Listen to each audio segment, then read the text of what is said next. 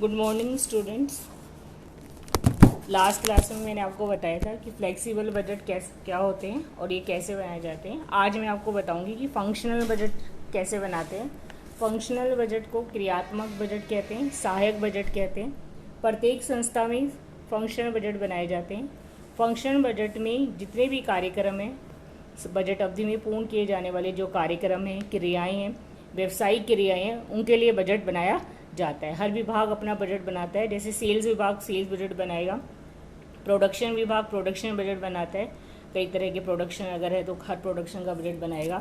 क्रय विभाग material budget बनाएगा, श्रम विभाग लेबर बजट बनाता है, वित्त विभाग वित्त बजट बनाता है और हर विभाग अपने अपने विभाग के बजट बनाते हैं।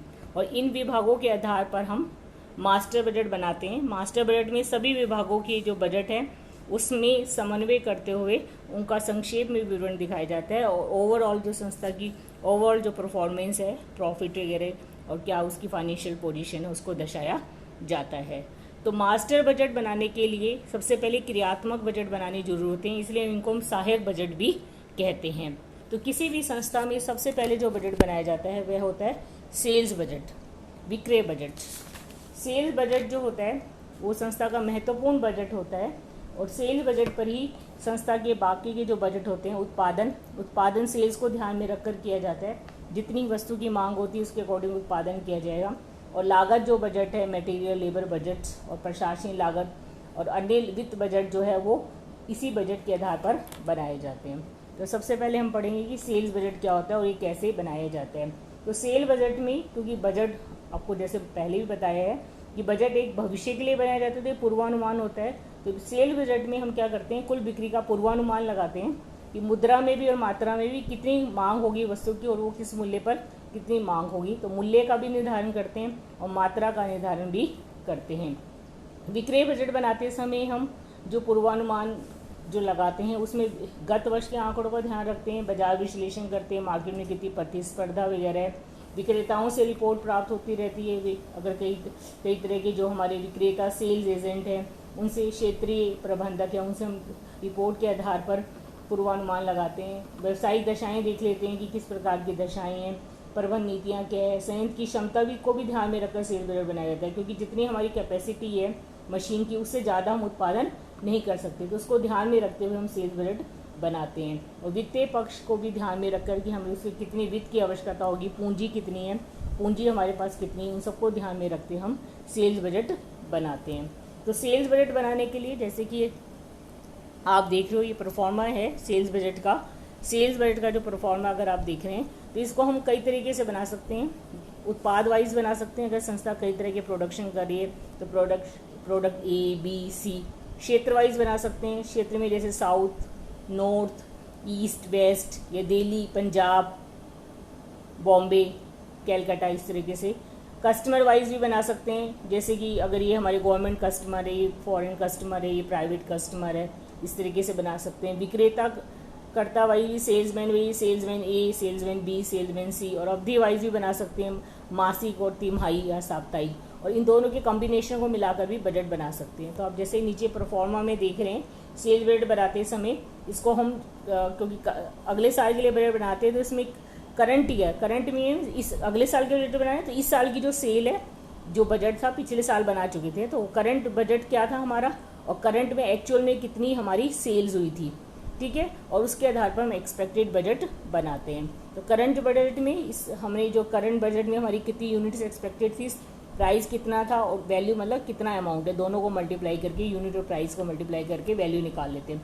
एक्चुअल में कितनी यूनिट हुई है कि प्राइस किस प्राइस पर सेल्स हुई है उसकी टोटल निकाल लेते हैं। और एक्सपेक्टेड बजट जो फ्यूचर के लिए बनाया जाता है ये पूर्वानुमान होते हैं और इसमें लास्ट ईयर के बजट को जो संभावित कुछ संभावनाएं अगर उसमें जो परिवर्तन हो रहे हैं उनको ध्यान में रखते हुए बजट बनाया जाता है। तो ये आउटलेट वाइज भी हो सकता है, जैसे बताया होलसेल जॉबर के अकॉर्डिंग भी ये बजट हम बना सकते हैं। प्रोडक्ट वाइज बना सकते हैं, सिंथोल, मार्बल, हमाम, पामोलिन, लिंक के कई तरह के साबुन है। कस्टमर वाइज बना सकते हैं, man, women, boy, girls, children. तो किसी भी तरीके से जो सूचना अवेलेबल है, जैसे भी संस्था में प्रोडक्शन किया जाता है और जो इंफॉर्मेशन डाटा अवेलेबल है उसके आधार पर हम बजट बनाते हैं। तो ये क्या आप इलस्ट्रेशन है, इसमें आप देख रहे हैं कि दो प्रकार के खिलौने देवराज में राजा और रानी इनके नाम है प्रोडक्ट के, और उन्हें आगरा और मुंबई में बेचते हैं। तो इसमें हम एरिया वाइज ही बनाएंगे क्योंकि दो प्रोडक्ट है, और प्रोडक्ट वाइज ही बनाएंगे। तो चालू वर्ष के लिए निम्न सूचनाएं उपलब्ध है। इसमें मार्केट ऐसे आगरा राजा रानी बस्टेड सेल थी 400, मूल्य कितना था, 9 रुपये में बेचना था। इसी तरह 300 और 21 रानी की, एक्चुअल में 400 की जगह कितनी हुई है, 500 और मूल्य 9 है। और जो रानी की सेल है वो क्यों है 200, मूल्य वो 21 है। और मुंबई में देखें तो राजा की बस्टेड 600 थी और 500 थी, और एक्चुअल में कितनी हुई है 700 और 400 हुई है। ठीक है। अब उसके बाद हमें दिखा रहे हैं बाजार अध्ययन से प्रतीत होते हैं, फर्दर इन्फॉर्मेशन हमें गिवन है कि खिलौना राजा लोकप्रिय है और न्यू ब्लैंकेट है उसका मूल्य कम है। यह देखा गया है कि उसका मूल्य बढ़ा दिया जाए, क्योंकि ज़्यादा पॉपुलर है तो उसका मूल्य 1 रुपये से अगर हम बढ़ा देते हैं तो भी बाजार में वो खप जाता है। और दूसरी ओर जो रानी जो है दूसरा प्रोडक्ट है वो ओवर वैल्यूड है, अति मूल्यांकित है, तो उसका मूल्य अगर हम कम कर दें, विक्रय मूल्य जो 21 से घटा के अगर 20 कर दे, वो भी घटाया 1 ही रुपये है, ठीक है, 1 रुपये घटा के अगर 20 कर दे तो क्या, तो प्रबंधक मूल्य परिवर्तनों के लिए सहमत हो जाता है। ठीक है। और उपयुक्त के आधार पर विक्रय प्रबंधक जो सेल्स के अनुमान लगाता है वो इस प्रकार है। क्वेश्चन में आप देख रहे हैं प्रोडक्ट जो है राजा की सेल्स बढ़ जाएगी, आगरा में 10% बढ़ जाएगी, और मुंबई में कितनी बढ़ जाएगी, 5% बढ़ जाएगी। ठीक है। और रानी की सेल्स जो है आगरा में 20% बढ़ जाएगी, और मुंबई में कितनी बढ़ जाएगी, 10% बढ़ जाएगी। ठीक है। और उसके बाद गहन विज्ञापन भी किया गया है। विज्ञापन अगर हम करते हैं तो विज्ञापन के फलस्वरूप जो है राजा जो है उसकी 60 यूनिट्स बढ़ जाएगी, और आगरा में और मुंबई में 70, और रानी की 40 और 50। इसके आधार पर हमें बजट बनाना है। तो बिल्कुल आसान है। अगर आप बजट देखें तो सेल्स बजट है, बिल्कुल परफॉर्मा के अकॉर्डिंग इसको हम बना रहे हैं। पहले हमने एरिया ले लिया, आगरा, आइटम्स है 2 ही हैं हमारे पास, 3 होते तो 3 दिखा देते, इसमें राजा रानी है। ठीक है। बजट करंट आपको ऊपर क्वेश्चन में जैसे आपने देखा ही था, पहले मैंने आपको दिखाया था। तो ये कितना है, अगर आप देख रहे हो 400 और 300, तो 400 और 300 दिखा दिया। और प्राइस कितना है, 9 और 21। 400 को 9 से मल्टीप्लाई किया 3600, 21 से किया 6300। एक्चुअल आप देखिए तो एक्चुअल कितनी थी, 500 और 200, मूल्य कितना था 9 और 21, तो एक्चुअल में दिखा दी 4500 और 4200।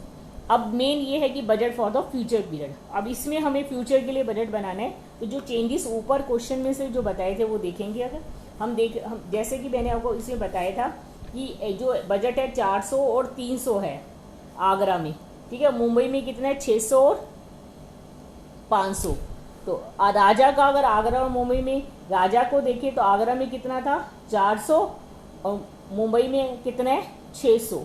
तो उन्होंने ये कहा है कि आगरा में सेल्स कितनी बढ़ी है, राजा की 10%, तो 400 का 10% कितना हो गया 40, मूल्य कम करने से। ठीक है। और एक बार मूल्य कम कर, राजा की जो सेल है 10% बढ़ी है, राजा का राजा ये देखा है कि ये मूल्य बढ़ा दिया जाए, हाँ राजा का मूल्य बढ़ाया है तो 40%। और मुंबई में कितनी थी 600, ऊपर बस्टेड सेल लेनी है, एक्चुअल नहीं लेनी, हमें करंट ईयर की बस्टेड सेल लेनी है। इसको बस्टेड सेल जो गिवन है ऊपर जो क्वेश्चन में गिवन होती है वो करंट ईयर होती है, और बनानी जो होती है एस्टिमेटेड वो हमें फ्यूचर के लिए बनानी होती है। ठीक है। तो इसे करंट की बस्टेड सेल लेंगे, एक्चुअल नहीं लेंगे। ये कितनी है 400, 300, 600 और 500। तो 400 का 10% बढ़ा है तो कितना हो गया 440। और मुंबई में 600 थी तो इसका कितना बढ़ना है, मुंबई में देखो क्वेश्चन में बताया 5% बढ़ेगी, तो 5% बढ़ा है तो कितना आ गया 30। ठीक है। अगर आप इस क्वेश्चन में देखें तो 5% बढ़ा है ना, तो कितना आ गया 30। इसी प्रकार रानी की 20 बढ़ेगी और उसकी 10 बढ़ेगी। तो रानी की जो 20 बढ़ी है तो 300 का 20 कितना हो गया 60, और मुंबई में 500 का 10 बढ़ा है तो 500 का 10 कितना हो गया 550। ठीक है। ये सेल जो बढ़ी है ये 440 होगी, 630 होगी मुंबई में राजा की, और रानी की आगरा में 360 हो गई, और मुंबई में कितनी होगी 550। जो ये सेल्स बढ़ी है ये मूल्य परिवर्तन के कारण बढ़ी है। ठीक है। उसके बाद विज्ञापन भी नीचे लिखा है कि विज्ञापन कर रहे हैं, गहन विज्ञापन किए है। ठीक है। गहन इंटेंसिव एडवर्टाइजमेंट किया, उसके परिणाम से आगरा में कितनी बढ़ी है 60 बढ़ी है, राजा की तो 60 जोड़ देंगे, और राजा की मुंबई में कितनी बढ़ी है 70, तो 70 जोड़ दिया कितना आ गया 700। इसी प्रकार रानी की 40 और 50 बढ़ी है तो 40 जोड़ दिया आगरा में, और मुंबई में कितना जोड़ दिया 50। तो फ्यूचर के लिए जो भावी अवधि के लिए बजट बिक्री की मात्रा कितनी हो गई 500, 700, 400, 600। तब ऊपर हम दिखाएंगे जैसे budget for the future year आप देखेंगे तो बजट है ये फ्यूचर ईयर में, इसमें कितना है 500 का कितना है 500 हो गया, तो 500 को 10 क्योंकि मूल्य पहले 9 था, तो 9 से इसका मूल्य 1 रुपये बढ़ा है, तो कितना हो गया 10। राजा का मूल्य जो है, क्योंकि न्यून मूल्यांकित है, ऊपर लिखा इसका मूल्य 1 रुपये बढ़ा दिया है, तो 10 हो गया, तो कितनी होगी 5000।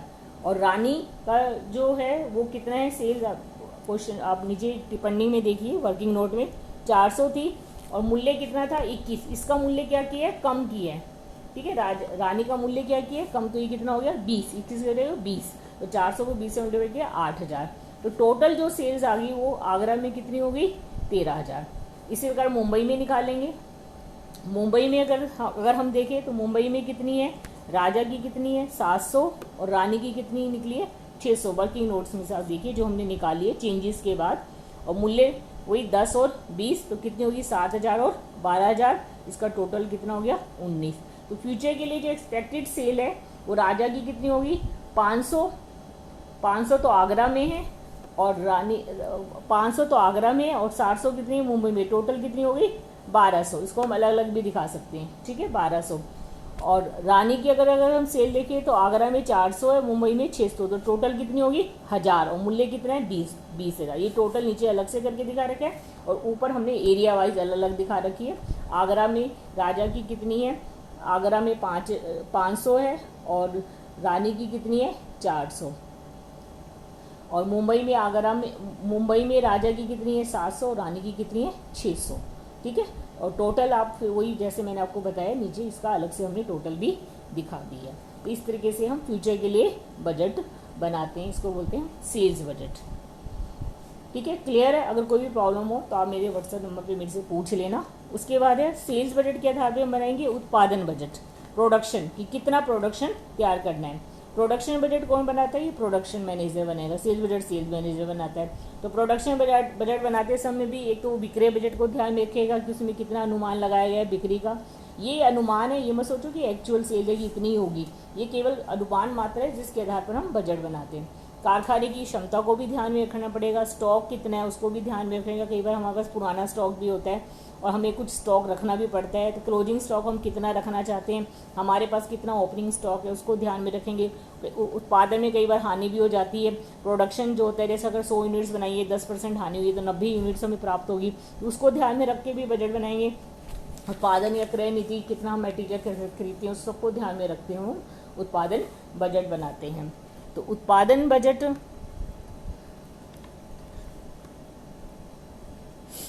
इन सबको हम ध्यान में रखकर उत्पादन बजट को बनाएंगे। तो उत्पादन बजट जो होता है उससे हमें विक्रय बजट पूर्ति करने के लिए आवश्यक विक्रय मात्रा की पूर्ति कैसे की जाए, प्रोडक्शन करके करेंगे। मांग होने पर जो वस्तुएं उनको किस प्रकार से हम उपलब्ध कराएंगे, और ऊंचा वचन जो है मतलब जो तेजी मंदी का दौर है उन सबको ध्यान में रखा जाता है। कच्चा माल, श्रम, सेवाएं में क्या क्या कठिनाई आएगी, भवन कितने हैं हमारे पास, मशीन है, इन सबको ध्यान में रखते हुए हम बजट बनाते हैं प्रोडक्शन बजट। तो प्रोडक्शन बजट बनाते समय हम कई चीज़ों को ध्यान में रखेंगे। प्रोडक्शन बजट जो बनाएंगे उसमें जो संस्था की भौतिक सुविधाएं की, जैसे मैं बता दिया, उपलब्धता कितनी है, बिक्री के अनुरूप ये बजट बनाया जाता है। बजट कारक जो है इसमें सामग्री, श्रम, मशीन, इन सबको ध्यान में रखते हुए हम प्रोडक्शन बजट बनाएंगे। जितनी लेबर है, सामग्री, उसको ध्यान में रखते हुए बजट बनाते हैं। और इसमें जो भी पॉलिसी है, इसका नीतियाँ, मतलब हमें कितना स्टॉक अपने पास रखना है उसको ध्यान में रखते हुए हम इस बजट को बनाएंगे। तो प्रोडक्शन निकालने का एक फॉर्मूला होता है कि हमें कितना प्रोडक्शन चाहिए, तो हमें कितनी विक्रय मात्रा है हमारी, कितना हमें विक्रय के लिए चाहिए प्रोडक्शन। जैसे मैंने इसी आप देख रहे हैं इसमें लिखा भी है उत्पादन में, अगर विक्रय के लिए हमें 4000 चाहिए और स्टॉक जो रखना चाहते हैं हम 4000 नहीं 40,000 है, 29 विक्रय, अंतिम स्टॉक हम 25,000 का रखना चाहते हैं, अनुमानित बिक्री 4000 है और प्रारंभिक स्टॉक 3000 का, मतलब स्टॉक के लिए ज़्यादा रखना चाहते हैं। टोटल कितना हो जाएगा 26,000। जितना हमें अनुमानित विक्रय चाहिए, अनुमानित विक्रय कितना है, इसको 4000 है। स्टॉक ज़्यादा रखना चाहते हैं क्योंकि भविष्य में हो सकता है कोई उम्मीद हो कि सेल्स बढ़ने की, तो उसके अकॉर्डिंग में 25,000, 29,000 हो गया टोटल हमें कितना प्रोडक्शन चाहिए, 4000 तो विक्रय के लिए चाहिए और 25,000 स्टॉक रखने के लिए चाहिए। तो टोटल कितना हो गया 29,000, और हमारे पास ओपनिंग स्टॉक ऑलरेडी कितना है 3000, तो टोटल प्रोडक्शन रिक्वायर्ड कितना प्रोडक्शन करना है 26,000। तो आप इस देखेंगे जैसे कि क्वेश्चन में कि ओनिडा सावक लिमिटेड में एक प्रथम तिमाही में 1,08,000, 1,20,000, तृतीय में 1,32, चतुर्थ में 1,56। ये क्या है? सेल्स है। वर्ष की तिमाही में इकाइयाँ बेचने की योजना है। प्रथम तिमाही में 1,38,000, प्रथम तिमाही में 1,08,000, द्वितीय तिमाही में 1,20,000, तृतीय तिमाही में 1,32,000 और चतुर्थ तिमाही में 1,56,000 इकाइयाँ तथा अगले वर्ष की प्रथम तिमाही में नेक्स्ट ईयर 1,38,000। चालू वर्ष की प्रारंभिक तिमाही में 18,000 स्टॉक है और प्रत्येक तिमाही के अंत में अगली तिमाही के लिए 1/6 भाग स्टॉक रखना चाहती है। चालू वर्ष की तिमाही में कितनी इकाइयों का उत्पादन किया जाना चाहिए? यदि उत्पादन में कोई हानि नहीं हो और उत्पादन में 4%, 2%, 5% और 3% की हानि हो, तो इसके आधार पर हमें प्रोडक्शन बजट बनाना है। तो प्रोडक्शन बजट बनाना है, 4 तिमाही आपको गिवन है, फर्स्ट, सेकंड, थर्ड और फोर्थ। इसको first quarter, second quarter, third quarter और फोर्थ क्वार्टर। सेल्स कितनी है? 1,08,000 जो हमें एक्सपेक्टेड सेल्स है, जो फोरकास्ट की है। 1,20,000 सेकंड के लिए, 1,32 और 1,56 चौथे के लिए। ऐड इसमें हम क्लोजिंग स्टॉक करेंगे। तो क्लोजिंग स्टॉक कितना है? प्रत्येक तिमाही के अंदर कंपनी अगली तिमाही की, मतलब जो नेक्स्ट में जो हमारी सेल है उसका 1/6 भाग। तो 1,00,000, जैसे कि आप फर्स्ट क्वार्टर में देखेंगे तो अगली तिमाही कौन सी होगी? Second quarter. तो सेकंड क्वार्टर में सेल्स कितनी? 1,20,000। तो इसका 1/6 कितना हो गया? 20,000। ठीक है। थर्ड क्वार्टर में सेल्स कितनी है? 1,32। तो सेकंड क्वार्टर में जो क्लोजिंग स्टॉक होगा वो अगली तिमाही, मतलब थर्ड तिमाही का 1/6। तो 1/32 का 1/6 कितना हो गया? 22। थर्ड में कितना आ गया? 1,56 का। ठीक है, अगली तिमाही का 1,56 का 1/6 कितना आ गया? 26।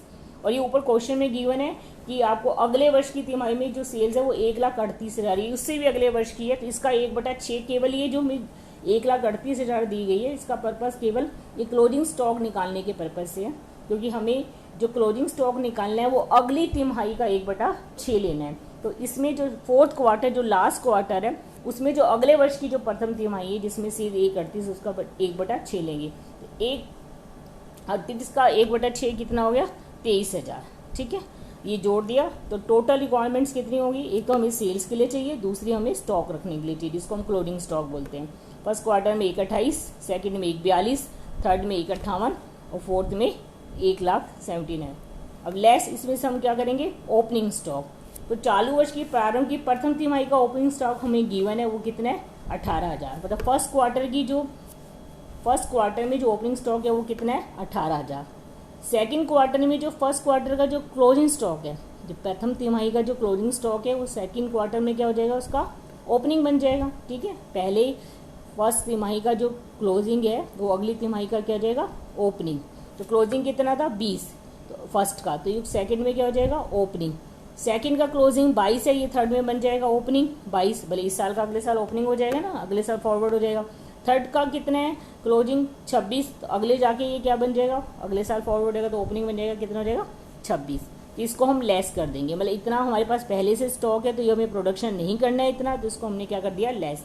तो टोटल रिक्वायरमेंट कितनी आ गई? 1,10,000, 1,22,000, 1,36 और 1,53। ये हमें प्रोडक्शन करना है फर्स्ट क्वार्टर में 1,10, सेकंड में 1,22, थर्ड में 1,36 और चौथी में 1,53।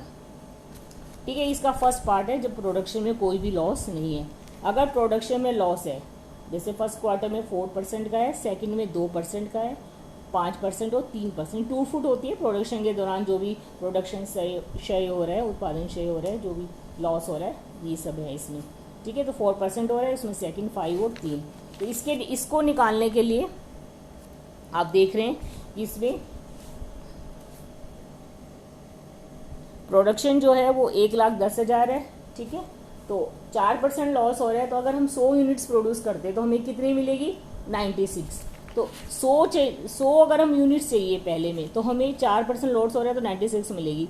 तो अगर हमें 96 यूनिट्स चाहिए, तो 96 चाहिए तो हमें 100 प्रोड्यूस करनी पड़ेगी, तभी 96 मिलेगी, क्योंकि 4% तो लॉस हो जाएगा। तो अगर हमें 96 चाहिए तो 100 प्रोड्यूस करनी पड़ेगी, 1 चाहिए तो 100/96 होगी, और टोटल हमें कितनी चाहिए? 1,14,600। तो 1,14,600 डिवाइड बाई 96 इंटू 100। 1,10,000 को 96 से भाग कर देंगे। 100 में से जो भी आपका लॉस है, पहले में 4% है तो 4 लेस हो जाएगा, दूसरे में 2% है 2 हो जाएगा, तीसरे में 5 है तो 5 हो जाएगा, और चौथे में 3 है तो 3 हो जाएगा। लेस करने के बाद हम वो उसको डिवाइड कर देंगे उससे और 100 से मल्टीप्लाई करेंगे तो हमारे पास अप्रोक्सीमेट स्टॉक आ जाएगा कि हमें कितना स्टॉक करना है। तो कितना आया, 1 14, 1 24 500, 1 43 200, 1 57 700। इसको राउंड ऑफ करके लेना है क्योंकि यूनिट्स को हम टुकड़ों में नहीं बना सकते, तो इसको राउंड ऑफ करके ले लेंगे और इसमें से ये लेस करेंगे। 1,10,000 में से 14,600 लेस कर देंगे तो वो हमारा क्या आ जाएगा, बीच में लॉस आ जाएगा। कितना लॉस है, 1 24 500 में से 1 22 करेंगे तो इसका मतलब 2500 लॉस है।